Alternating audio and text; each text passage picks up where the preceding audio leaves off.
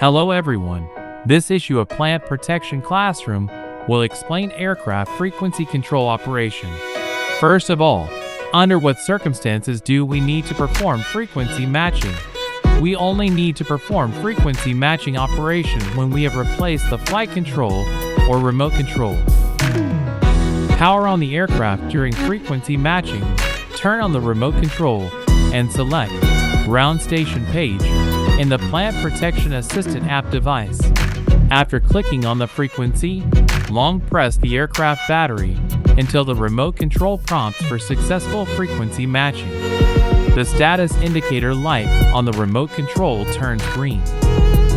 If the battery cannot be synchronized, we can open the debugging port on the flight control and change the long press battery operation to long press the small button inside the debugging port.